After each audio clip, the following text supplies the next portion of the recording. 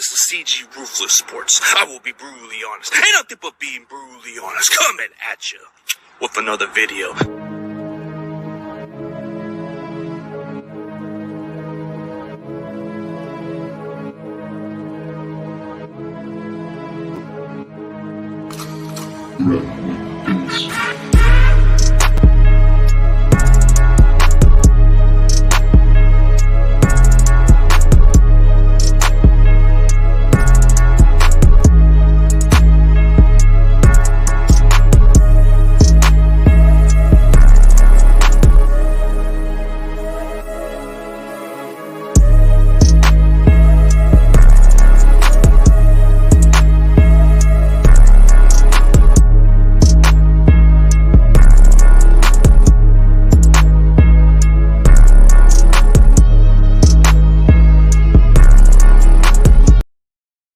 Ladies and gentlemen, please welcome NFL content creator Alex Rollins. What's up, man? Hey, CG, how's it going, man? How you doing? Doing great, man. Tell everybody where they can find you on social media platform. Yeah, my name is Alex Rollins NFL on YouTube, on Twitter. I even have a TikTok, and I make film breakdowns to try and kind of bridge the gap between what we're seeing on, on TV and then compared to what's really happening and some of the coverage aspects and some of the things that we hear about from the broadcasters or whatever, and really trying to just get a better idea of what's really happening on the field and just bridging the gap. Yeah, I like how you do your content. You do a lot of breakdowns on all 32 teams the way it seems like. But what really caught my attention was the Trey Lance videos. Like it just was like the way you were critiquing it and then the way you were showing the videos about it, that kind of stood out to me. And then you had a guest like Kurt Warner on your show also, which is like amazing accomplishment, man. Yeah, no, I appreciate the kind words, and I'm always trying to give an authentic take, and I really take a lot of time to study the film and find both positives and negatives if both are there, and try and really be honest. I don't have any sort of agenda and pushing, Jimmy G, Trey Lance, any of these guys. I just really want to talk to the fans and show what I've seen on film and try and give them the best, most authentic take possible, and really just show what is. Football's a very complicated game, and I think it gets lost in translation when we're watching on TV, and there's not a lot of time in between plays to really break down what cover 3 is or the bingo concept or things like that. So that's really what my channel's there for, and just to give the best authentic takes possible. Yeah, it is. And what really kind of got you to critique a little bit on Trey Lance? Like when I saw your videos, there was different, like what you were putting your breakdowns on, and you can give the audience more of an explanation of what you were preferring to on Trey Lance's strength and weakness. Yeah, for sure. So I saw, obviously physically he's very imposing, right? He's strong. He has the big arm. He's athletic. I was a little bit worried. I was very bullish on his athleticism coming out of college, and I was very excited about that. And his numbers were explosive. I believe he had 15 rushing touchdowns in his last full year in college. One of the weaknesses, though, and I'll kind of jump back and forth because those weren't just all the strengths, but I was very surprised at watching him run as much as he did and all the designed runs that Shanahan installed for him. I was surprised how he wasn't quite as explosive as I was anticipating. I didn't see him necessarily breaking away from guys. I saw him use his physicality, and we did see that back in college, but I wasn't as impressed with how he was really pulling away from people. And I think we did see the speed in college, and maybe that had to do more with the types of athletes that he was playing against in a different conference and division. But we didn't really see that, at least yet, in the NFL, and it just didn't really pop up on tape. But back to the strengths, that was just kind of a quick aside. When everything looked good for him in terms of him playing within the pocket, playing within structure, things looked very, very good. I think it was easy to project him as a very good quarterback when looking at certain plays. It wasn't there were things where there were times where he was able to execute pre-snap. And I think Shanahan started, even though he just played 2.5 games, I think Shanahan really did start to slowly put more and more on his plate, with the check with me's, with the can calls and whatnot, and audibling and things like that. And then post snap too, it wasn't super often, but there were glimmers of times where he was able to manipulate a defender with his eyes, or see safeties rotating after the snap, and things where Shanahan couldn't necessarily keep the training wheels on all the time, and Trey was able at times to play very well in those situations. So I think that was very exciting. When I'm looking at more of the negatives, there were some things that were there in college, just here and there. Back to the running point from just a minute ago, he got the absolute crap kicked out of him. Like, he was not able to protect himself. I think that's kind of the issue we see with some of these running quarterbacks at a college who are more physical rather than a straight burner. I think I'm gonna bring up RG3 later in the episode, or in this conversation. But RG3 was just a straight burner. He'd get around the edge and just fly down the field. And I think Trey has a lot of speed, but in college he was more of a run a guy over type of quarterback and type of runner. And I think we saw that he still is playing in that same fashion in the NFL. And against the Texans, he took a couple of big hits. That Seahawks game, when he came in the middle, I mean, he didn't have a lot of time to necessarily prepare and whatnot, but he was taking some monster hits. And in the Cardinals game, we saw him get injured very quickly. He maybe should have gotten knocked out of that game. He did finish the game, but it was worrisome. At the end of the day, we do need our quarterback to be playing the full 17 games every year. And right off the bat, in the first game and a half or whatever, he was knocked out, unfortunately.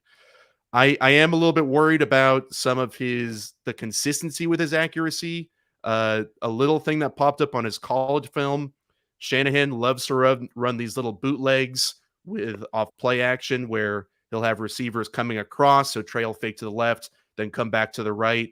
And Trey in college and in his film, he would just miss these really easy little layup throws to his right, where he's on the run, so he's not totally set and whatnot, and he would just dirt these balls that were just complete layups and gimmies, and very, very surprising to see, but something that you would expect him to work through. And then there was a couple times where he just misused check in the flat, or he threw it really low. It looks like he's not quite as comfortable just really going through his motion and really just kind of letting her rip on those. So maybe it's just a repetition type thing. But that was worrisome, because that's such a big part of Shanahan's offense, and just hitting those consistent move the chain type of plays, just getting the ball to the flat quickly, turn around right away, he's wide open, get him the ball, and whatnot. So that was a little bit worrisome. And I think lastly, just some of the antsiness in the pocket. I think I just put something up on Twitter about this, where I think not even just Trey, but a lot of these younger quarterbacks, it's tricky because these guys are so athletic and so have such unbelievable ability to run the ball. But we see that there's kind of a give and take, where that part of their game is kind of tugging on being able to sit in the pocket and read the field and get through not just your second progression, but your 3 and 4 progressions, where for Trey's entire life, he's been able to just run out of the pocket and break a tackle and run some poor little high school over and just break an 80-yard run, and he's a god for the rest of the day. But now we're seeing guys in the NFL who are as fast as him. We're seeing defensive tackles who are able to run him down. So that's an issue just in terms of breaking the pocket. But then also, I really do think Shanahan got him to really develop the drop back passing game, and Trey's going to need to sit in the pocket to develop. That's really how a quarterback develops. Right now, if the pressure is closing in, his answer is to leave. If his first read isn't open, he's saying, all right, I'm going to leave the pocket with my legs. This has worked my whole life. Whereas to develop as a quarterback over time, even if it's good in the short term to run around and pick up some yards, you need to figure out ways to sit in the pocket, move around the pocket while staying within the tackles and within the pocket, and getting to that third or fourth read. And that's how a quarterback develops. So there were times where, definitely in the Texans game, you see one read to the left, he doesn't like it, he takes off and runs. those are the things where I'll be really watching, and I think all of us as fans can really be watching to see definitively if he's made that next step, just even through this offseason into week one. Is he sitting in the pocket, sitting there after 2-3 seconds? If there's no pressure, is he comfortable just sitting in there and really getting, either if it's just a check down or hitting a dig over the middle, things like that? That's really where I'm looking to see how Trey does through this offseason and into the next year. Yeah, it's just like the way you're saying, like he needs to know how to protect his body, because if he doesn't slide, he has to learn how to slide better. But then you said the arm mechanics and all that stuff. Like I think this offseason, I think he's kind of trained a little bit better on his accuracy a little bit. That was the only question mark. Was last year he was like, what is it, 57% of completions or something like that, and then he had like 5 touchdowns, 2 picks, but that was limited, like 2.5 game samples he played. But are we too soon to judge him by what the other analysts are saying? Because a lot of the analysts are just writing this kid down. And it's just like, I don't get it. It's 2.5 game samples. Are we too soon to judge the guy or what? Yeah, I mean, it's a really good question. 2.5 game sample size, that's nothing. I think maybe part of the issue is I think there was a general feeling coming into last year that Jimmy's going to play a little bit. Trey isn't ready to start day one, and then Trey's going to come in week 4, week 5, and then this is going to be Trey's team. And we just didn't really see that, right? It didn't. He looked good in ways, but not necessarily like the starter that the Niners needed him to. And he didn't take over the team, and he didn't really. It didn't feel like Shanahan really had a lot of confidence in him. So I've always been very confident in Kyle Shanahan's ability to create an offense, design an offense, install an offense, call plays, just all of it. So I think right now, if Trey was on more of an average offense or just more of a run-of-the-mill offense, if you will, I think I would be more worried about him. But in terms of what Shanahan has as a play caller, his history, and then also the weapons around Trey are incredible. I mean, this is maybe, you could argue, a top 5, top 10 group with Kittle, Ayuk, Debo, hopefully Debo, definitely Debo.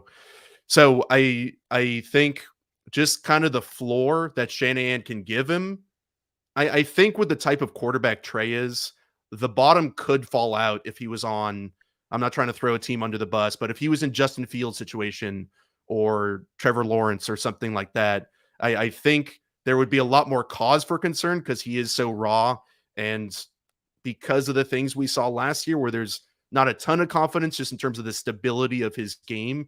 But with what Shanahan is able to do, and even with backup quarterbacks, with Mullins or whoever, he's able to create an offense. Excuse me. He's able to create an offense where he can create a floor and at least a baseline for just about any quarterback to do pretty dang well in the NFL, as we've seen. So it's very soon to write Trey off. I think there is legitimate cause for worry, but to write him off going to year 2 and with this team and with Shanahan and these weapons, I think is a little silly. Yeah, it is. But like you just said, it's a good argument. Like if he was in a terrible situation like the Bears and then you said the Jaguars and Texans, I think it would be kind of a concern, but he's in a good situation to succeed. And I don't think Shanahan will just throw him out there just for the heck of it. He invested this kid. So having him learn under the bench with Jimmy for that 1 year, that should do him wonders. But when you look at it this way, he should be able to have an understanding of the playbook by now, because he's already into year 2 now. So he's going to learn this playbook. This would be kind of like his rookie season, right? Yeah, definitely. And Trey was very smart coming out of college. I think that's one thing where you're worried about a rookie quarterback, and especially one who's played as little as him, is a guy who gets overwhelmed, right? So it's not even necessarily can they make the throws, can they run the ball. It's he has so much to think about compared to in college that he's just overwhelmed. He has too much he's thinking about at the line, and he can't even make reads. He's thinking about how many steps he has to take, where his hots are, where his alert is, and whatnot. So we saw Trey able to adjust protections in college.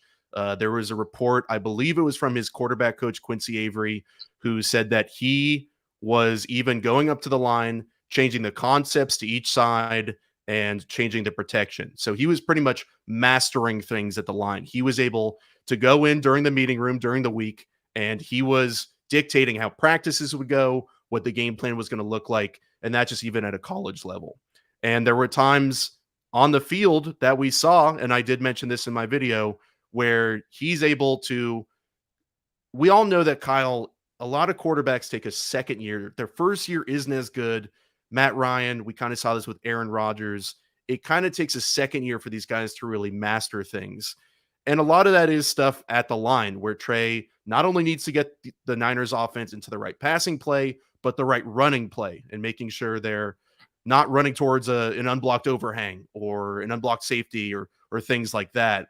And he was able in the Texans game to go to what Shanahan calls his can calls, which is where Shanahan gives two plays. Whenever you see Jimmy or Trey tapping the sides of their helmet, that's where Shanahan gives them two plays in the huddle.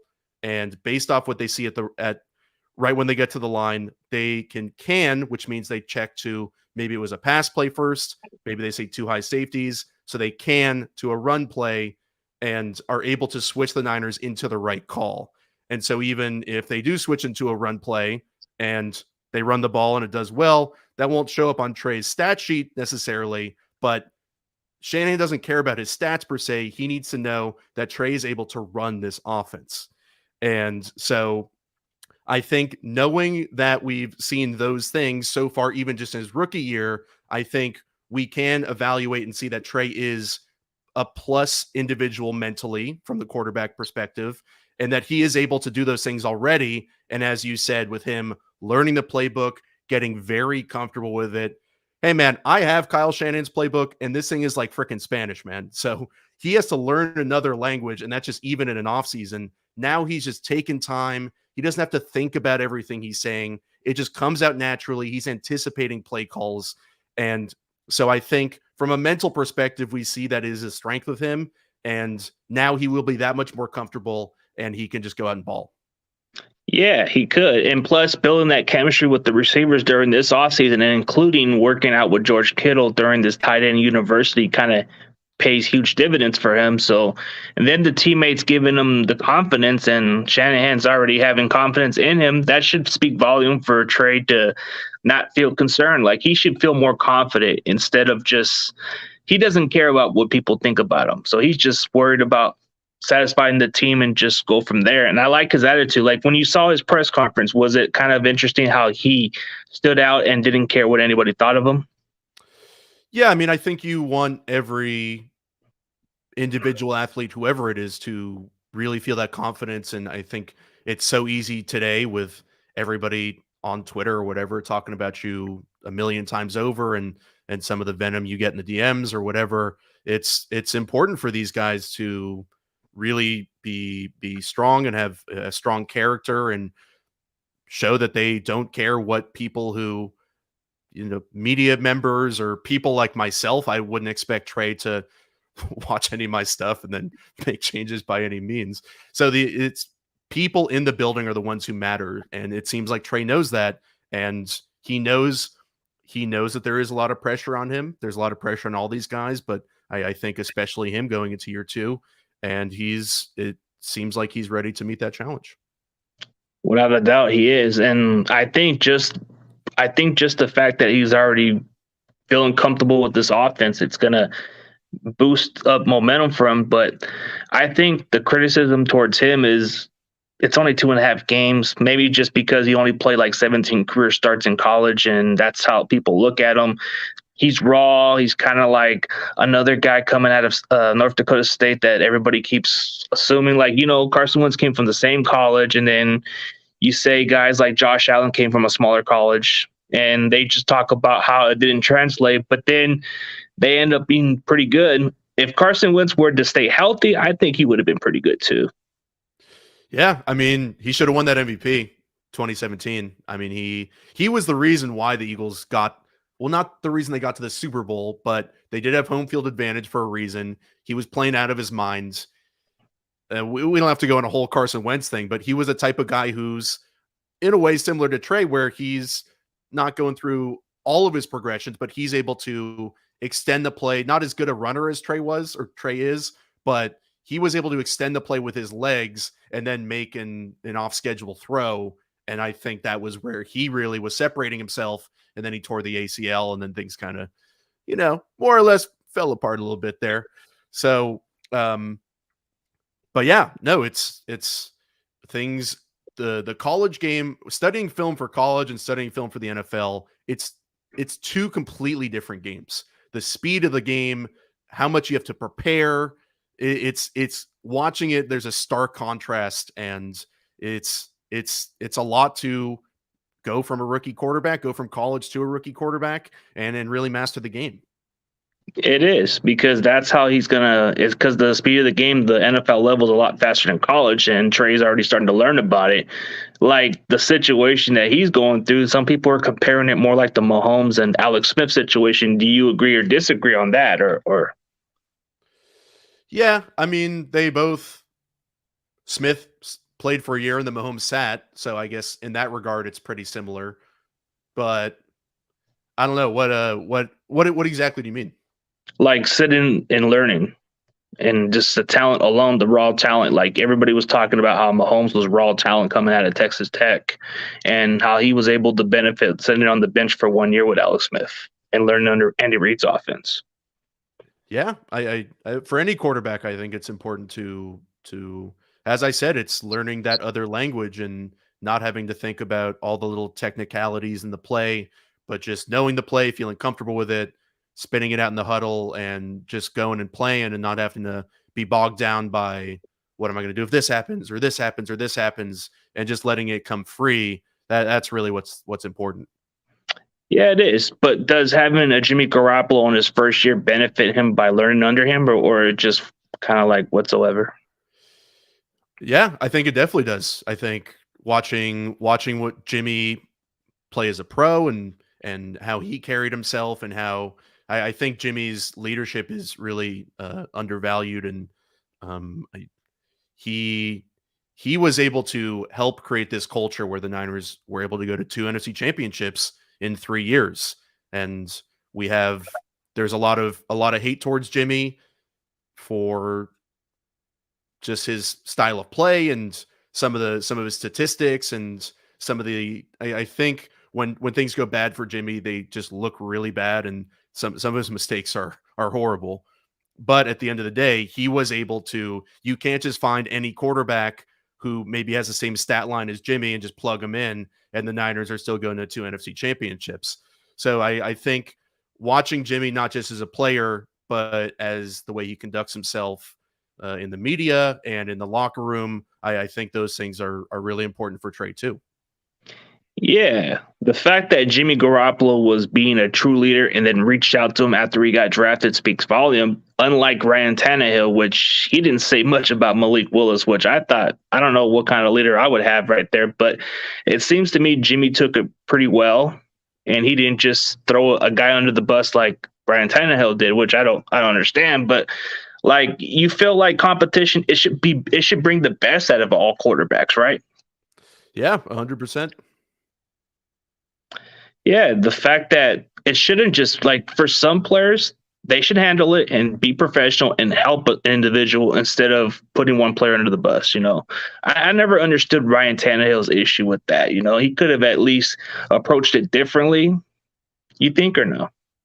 I think that was overblown. Honestly, I think it was not that he was misquoted, but I think what he was trying to get at, when somebody's asked a very specific question, they do have to answer it. And I think the way he was asked it, I think he told the truth, which I do respect.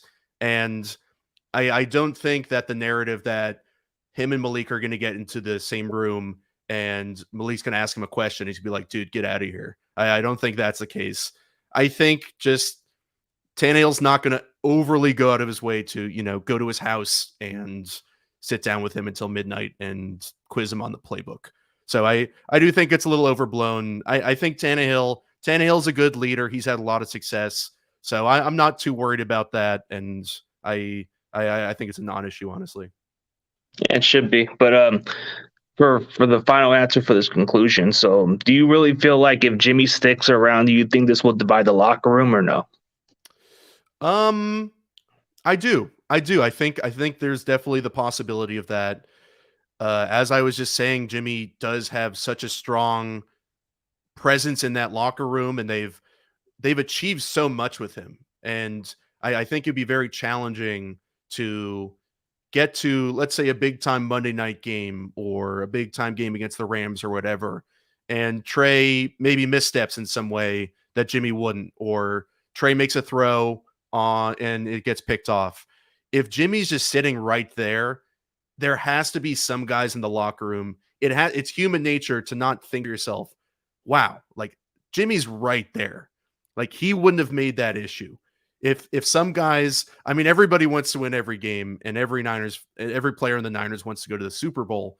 If there's just even a little bit of a feeling that, oh, Trey is not where he needs to be this year, because let's be honest, playing Trey now, which they should, it's not, in my opinion, if you're trying to win the Super Bowl this year, you keep Jimmy Garoppolo. You play Jimmy Garoppolo. But they shouldn't. I'm not saying they should. I'm just saying that Trey Lance is for the present, but also for the future. And so if Jimmy is still in the locker room and you see him right there as a Niners player, and Trey just makes a little rookie mistake in a big moment, which he will, and that's okay, it would be very hard to not want to then look and say, oh, Jimmy's on our team. We could just plug him in next week. Why are we doing this? What's up with the plan? We want to win Super Bowls right now. So I think there would be some issues unless Trey just completely balled the heck out, which is certainly possible. But I think there will be some younger quarterback growing pains this year where that wouldn't necessarily be the case.